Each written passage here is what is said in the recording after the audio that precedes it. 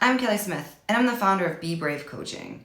I'm excited today because on today's little episode, I'm going to be talking about toxic relationships. Big surprise. Anybody who knows me knows that I've been in a toxic, abusive relationship that ended in a love triangle, which was then kind of a nightmare, but good for book sales. So after that toxic relationship, I did get out. I healed. I recovered as much as I possibly could have at the time for what I needed. And then I did write my book, Signs in the Rearview Mirror, Leaving a Toxic Relationship Behind, which you can find on Amazon and Audible. So in today's little episode here, I do want to talk about toxic relationships and getting out of something. So after my toxic relationship, after I released my book, after I did all that fun stuff, I also became a certified relationship and dating coach. I do specialize in helping people to leave toxic relationships behind.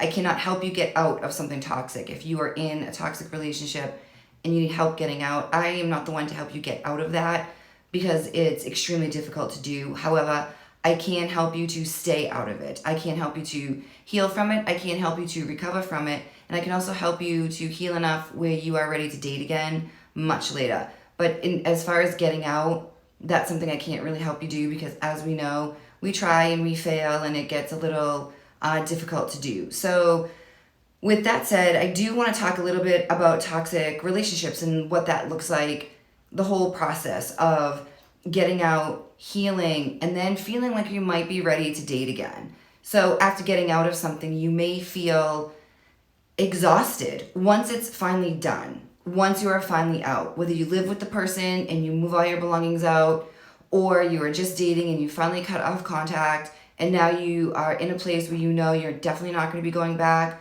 where they have no access to you anymore, where you can't get back into something or be dragged back in, then the healing process can begin. Sometimes we begin this healing process before we get out, which is fine, and that is something I did. When I got into my recovery program, I did it because I thought if I went through a recovery program, I would heal enough so he would want to be with me, not realizing that he was the toxic one. I was also toxic. I had my own, toxic traits just like most of us do.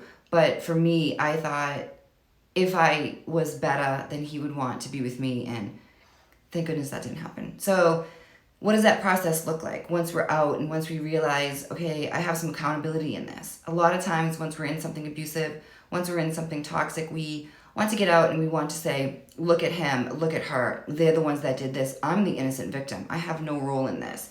And that's not accurate. To a degree, we all have a role in the decisions that we've made. So once we get out of that, once we've made the decision and we've decided, wow, I do have some accountability in this, I'm going to get some help. You can go see a therapist. A lot of them specialize in leaving a toxic relationship behind. A lot of them help you kind of, get through that whole thing. You can talk to a life coach or somebody like me that can help you get through the process. You can get into a recovery program, and that's what I did. I went down the road of Celebrate Recovery. I found that program through one of my friends, got into that, and found a lot of healing within that program. It wasn't easy. It was very difficult. I actually wrote in my second book that's going to be coming out fairly soon about the process of recovery and what that looks like. So once you go through that recovery process, which is not easy because you're digging up dead bodies that don't even belong to you, dead bodies that you never even knew were buried. For me, it was a lot of stuff from my childhood, from my past, which seems to be the case with many of us. We have lots of trauma that we experience, that we go through when we're young, that we don't even remember, but we still walk around with the abuse or the neglect or the things that we went through as we were kids in the forefront of our minds, not even realizing it. So once we kind of dig up those bodies, once we start feeling a little bit better, then we may feel like, okay, it might be time to date. But before we date, before we jump into dating, I really want to talk a lot about that space between no longer and not yet. This is a space that is from your last relationship to your next relationship. And it's what you do within that space that's going to help you with your next relationship. So we have to heal. We have to recover. We have to figure out where we went wrong, why we are the way we are. And then from there, we have to live. And that, for me, was my favorite part, was the living, was figuring out who I am on my own without anybody telling me I was wrong, without anybody trying to change my mind, without anybody telling me no, you can't do this, no, you can't do that. And for me, that was new because I had always been with somebody that would either tell me no or tell me yes, or I would wait for some kind of permission to do something in my own life. So once I figured out that I could be single and that I could be happy, I went with it. Pretty hardcore. And it was amazing. I dressed up for Halloween parties. I went out to the movies by myself. I went to dinner by myself. I did all kinds of things that I wanted to do, and I did it alone because we don't necessarily need another person to do things with. It's in that space because let's face it, when we're single, a relationship is always on its way, whether we like it or not. And it's what we do at that time when we're by ourselves while we're waiting for something like that to happen. That's what counts, is that space and what we do there. So while you're single, while you're learning who you are, you're also learning to be independent, because even when you meet someone, even if you meet the most amazing man who's such a perfect fit for you, that man is going to have his own life.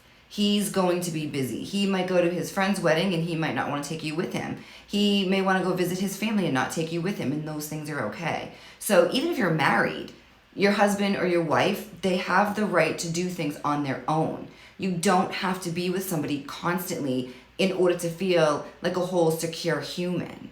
You don't have to. You can do things on your own as well. So the whole point in this is figuring out who you are, what your next step is, what you like, what you don't like, places you might want to travel to. You might want to learn a different language. You might want to learn how to cook. You might want to learn how to do, I don't even know, drawing, writing, who knows.